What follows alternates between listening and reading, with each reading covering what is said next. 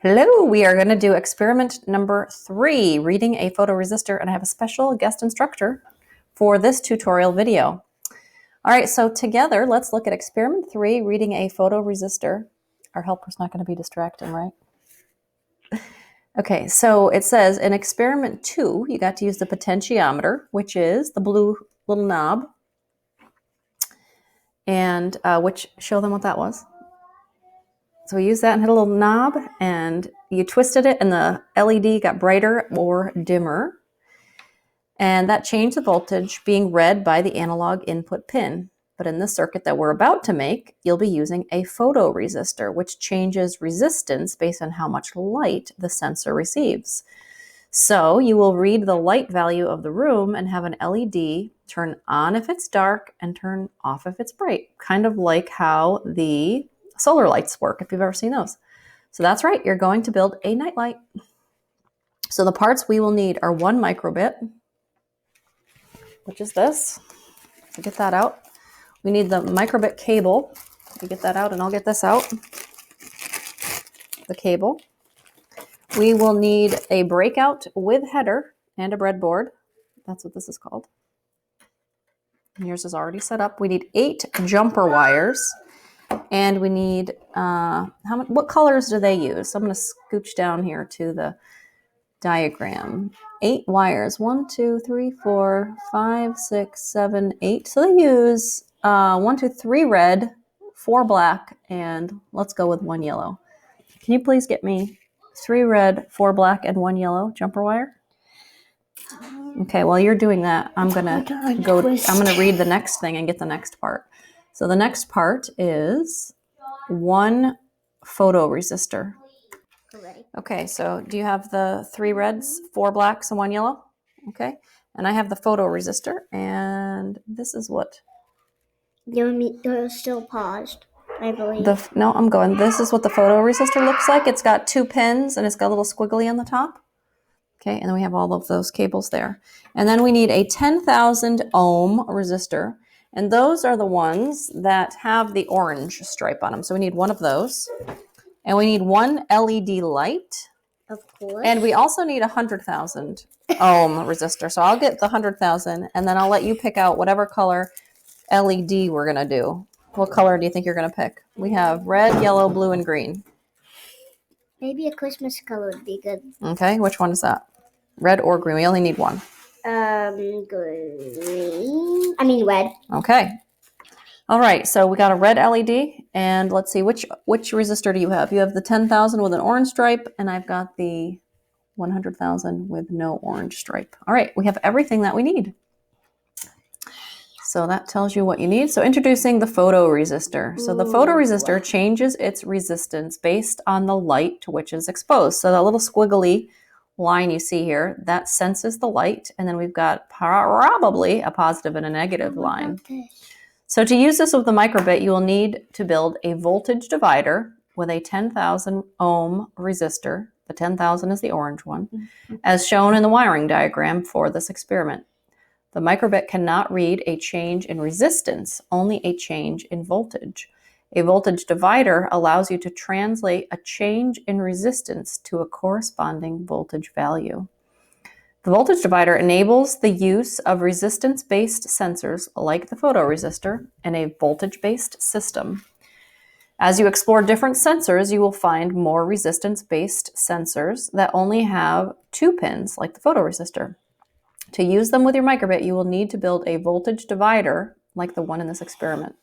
To learn more about resistors in general, you can check out the tutorial. There's a hyperlink right here on resistors, and also the tutorial on voltage dividers. One note, make sure you're using the 10,000 ohm resistor in your voltage divider with the sensors in this kit. Otherwise, you will get odd and inconsistent results. And the 100,000 ohm, I'm sure, is going to go with the LED because we've used that before. So let's do the hardware hookup. Ready to start hooking everything up? Check out the wiring diagram below to see how everything is connected. And pay attention, we have polarized components like the LED. So remember, the long side is the one that you're going to have the power coming in, and the short side is the side you're going to have everything coming out. All right. And then we have on the breadboard, we have in blue is the negative side, and in red is the positive side. Okay, so we have to pay attention to those as well. So here's our wiring diagram. And it says if you have a hard time, you can zoom in and note the full-size breadboard power rails have a break in the middle right here. So if you end up using the lower half of the power rail, you will need to jump between the upper end and lower end. So since my header is placed on the breadboard sort of in the middle, I'm going to need to use a jumper, which is what they have included in the diagram. So let's zoom in and get wiring. I bet it's going to be a little bit tricky. All right, so I'm just going to start right here at the top. So I need a black wire, and I'm going to put it right in front of the ground. I'm going to plug it in here, and then that goes. So I've got the black wire, plugging it right in front of the GND on the microbit, and then that goes, let's see, over to the blue side, which is the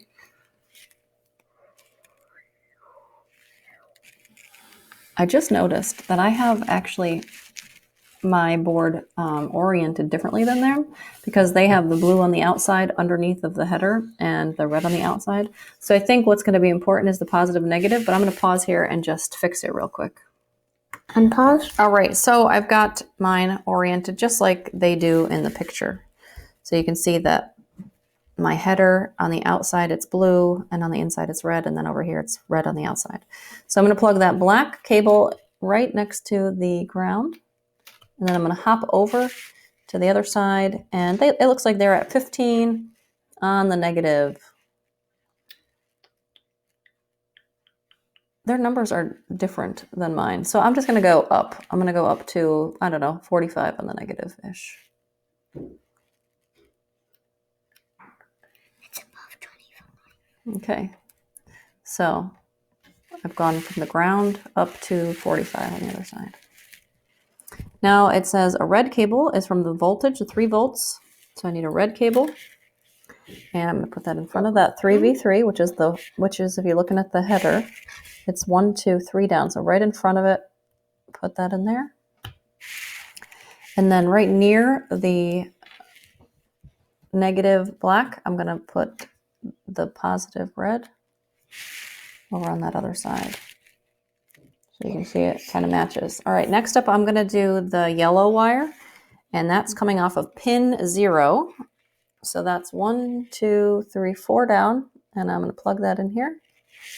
And now this one's going to come down, and they have it across from the 30, and it's 3 holes in, 1, 2, 3. So I'm just going to match exactly what they're doing.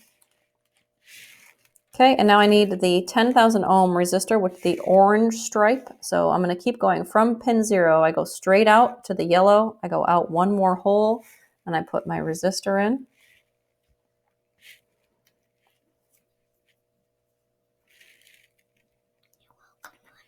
And then I go 1 more hole, and I put 1 leg of my photoresistor in. So it doesn't look like it matters which leg. So I'm going to put 1 of those legs in. So in a row here, I go pin 0, yellow cable, resistor, photoresistor. Okay, now I'm going to finish plugging in the resistor. So I just plugged in the yellow, the resistor, the photoresistor. I'm going to plug this guy in. So that looks like it goes up 4, which is across from pin 0. So the resistor, I'm going to go up 4, which is across from pin 0. I just wait on the green Mm-hmm. one. Okay, and then my photoresistor, I'm going to plug that in, and that's going to go down 1, 2, 3, which is in front of pin 7. I'm going to plug that one in. 1, 2, 3. And at this point, you kind of have to bend the legs a smidge just to get them to work, which is okay. Just don't crimp them so that they break. So at this point, I'm just going to spin it around. So you should have the yellow in front of pin 0, straight out from there. We've got a resistor. And then if you look down here at pin 4, straight out is the yellow, and then the resistor, and then the photoresistor. Straight out from pin 7 is the other side of the photoresistor. Okay, I need a black cable. So I'm going to match what they have here. And the black cable is going to be in the same row as the photoresistor, the same column maybe as a photoresistor, and the same row as the 10,000 ohm resistor. So here's the photo, and then right there I'm going to put this black cable, same as pin 0, which is basically the ground for the resistor. And then we're going to bring it over to the negative side.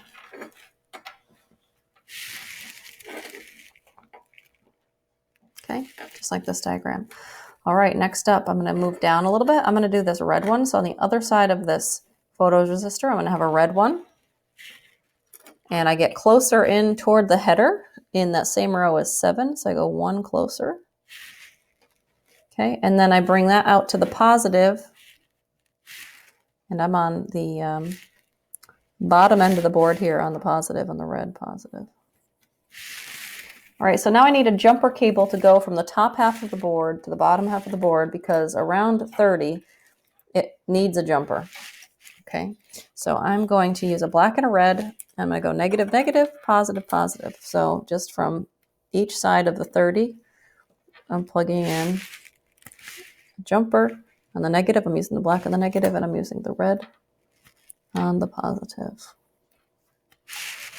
There we go. So now I still need my LED to get set up. So I'm going to scroll down here. I need a 100,000 ohm resistor. That's going off of pin 16. So thanks to my assistant handing me the parts I need. So I'm at pin 16, and I go right in front of that, and I put in my resistor. And then I hop over a couple of pins, and I plug it in the same row. Okay, and now it looks like we've got the power coming in. So which side of the LED should we do? The long side for the power. So let me have the LED. Long side, still in that same row 16, and I'm going to put the LED in, and then I'm going to put it at the same time so the short is sort of down. So the long one is in line with the resistor, and the short one is 1 down. And now I need my black jumper cable. And I'm taking the power out from the LED, going right in front there, and then I'm bringing it out here to the outer negative side. All right, and I think the only part we have left that we need to do is the microbit. So I'm going to plug that into the header, which is always a little tricky. Probably should have plugged that in first. There we go. Got that in without knocking anything else out. Hopefully yours looks like this, and I will take a picture and share that after the video as well. We don't need that, but we do need this. Yep. Okay, so let's head back to the code and take a look at what we need to do for the code.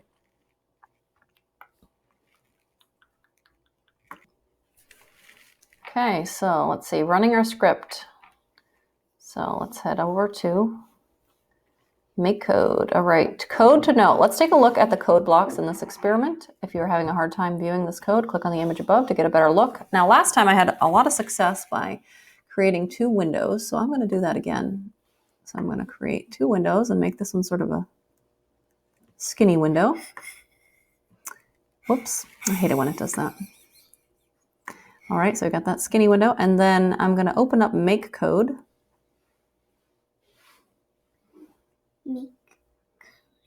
And a new tab.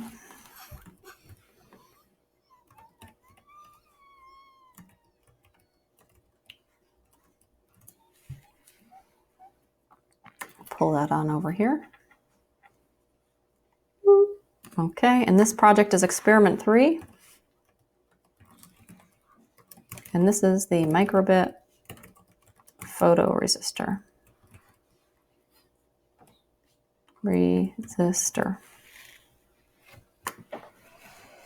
Okay, so the code that we need is we need it to look like this, and they have some notes. So on start, in previous experiments, you have only used the forever block, which loops your code forever. The on start block is a block of code that only runs once at the very beginning of your program. In this program, we use it to set a calibration value once, and then compare the changing value in the forever loop. This is a great spot for code that you only want to run a single time. Calibration val is a calibration variable, and your microbit takes a single reading on the light sensor in the onStart block of code and uses this value to compare against the calibration value variable in the forever loop. This value doesn't change the forever block as it is set in the onStart block. To update this value, you can press reset button on the back of your microbit or power cycle the board. And so this little black button on the back of your microbit is the reset button. And Sparkfun got back to me and they said that the reason your Chromebook thinks that it's disconnecting, once the software downloads to the microbit actually power cycles itself. So it powers off, powers on very quickly. And our computers or our Chromebooks are thinking that it's losing connection or that you unplugged it because it doesn't know that the microbit is going to cycle off its power and it's not harming the microbit at all. Okay, but if you do unplug it otherwise, you want to make sure you use that eject button. All right, if else, if the light value variable is constantly being updated in the forever block, if the light value variable that is constantly being updated in the forever block is less than the calibration value minus 50, it is dark and the LED should turn on. The minus 50 portion of the if block is a sensitivity value. The higher the value, the less sensitive the circle will be. The lower the value, the more sensitive it will be to lighting conditions. The if block is a logical structure. So if this happens, then that happens. If the logical statement that is attached to it, item less than calibration, minus 50 is true, then it will execute the code block inside the if. If the statement is false, it will execute the else blocks. In this case, if the statement is true, the room is dark, then the microbit will turn on the LED on pin 16. Else, if the room is bright, it will turn the LED off using a digital write block. Okay, and it says, note the logical operator blocks and the math block used to build the logical statement, you can find them under the logic and math blocks, respectively. And what you should see is when the microbit runs, the program will take a single reading from the light sensor and use it as a calibration value of the normal state of the room. When you place your hand over the light sensor or turn the lights off, the LED will turn on. If you turn the lights back on or uncover the light sensor, the LED will turn off. So let's get this code going here. So on start set calibration val. So we need to get a variable called calibration val. I suppose we could call it anything we want, but we'll stay in the same way that they're doing it. So I'm going to make a variable called calibration val. Okay. When I do that, now I've got the variable, set it, change it. All right, so I want to set the calibration value to analog read pin 0. So I want to set in the on start. So let me go to my variables. I want to set this guy. I'm going to drag that into my on start. Get my webcam out of here. And we want to set it to analog pin value. So I need to go to the pins, which are in advanced. So I scroll down to there and I go to pins. And it said analog something. It said analog read pin P0. Analog read pin P0. That's what I want.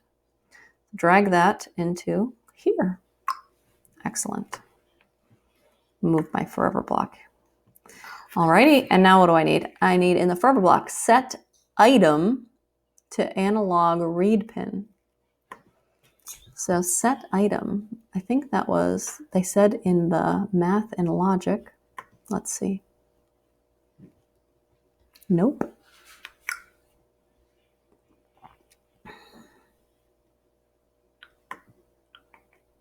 I wonder if I can use this one set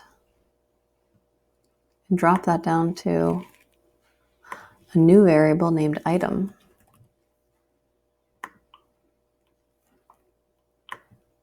So set item to, what does this say? Analog read pin, pin 0. Okay, so I go back down to the pins, analog read pin P0, and I want that one in here. So now I have two variables, calibration val and item. And now I've got to do an if loop, which that's the one that's in the logic. So here's the logic, and let me grab an if. Oh, we have an if else, I think. Let's double check. If, then else. So let's see, if.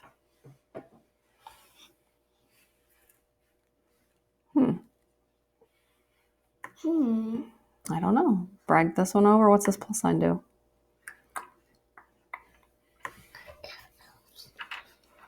If item. Let me grab the item variable.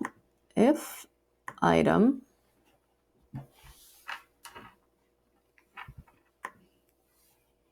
is less than, so now I need the math.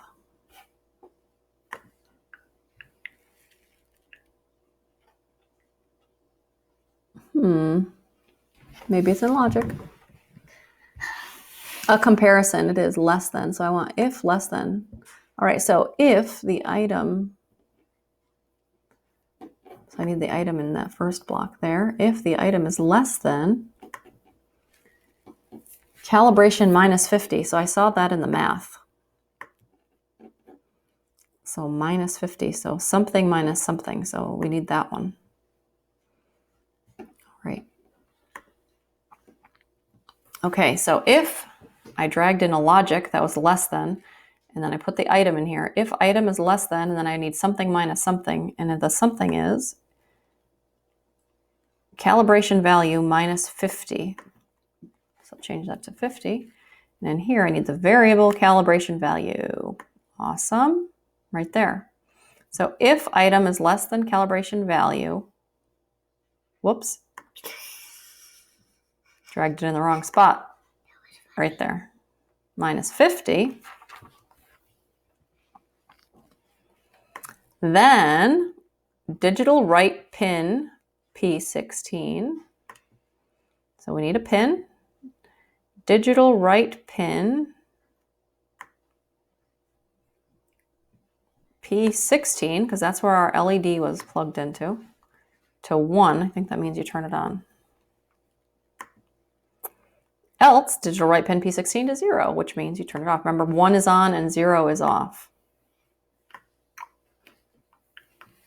Make sure it says pin 16, and make sure that when you plugged in your resistor that it was in pin 16 area. So I think my code matches. Hopefully your code matches too. So you want to double check your code if you need to go back and pause and try to find it. Hopefully I talked you through where to find all these pieces. Now this set, the item was a variable and calibration value was a variable. The analog read was in the pin area.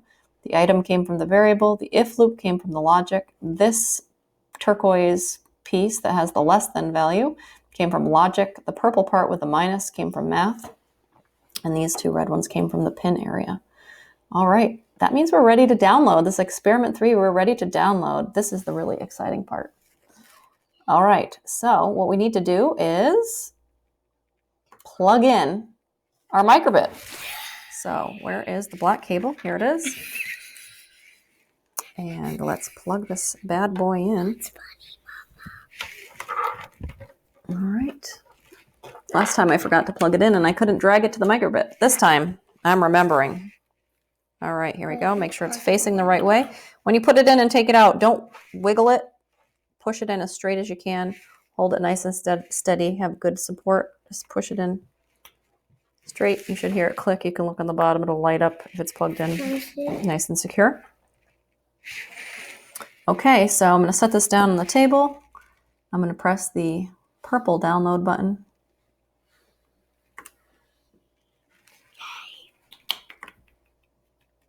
Download a microbit.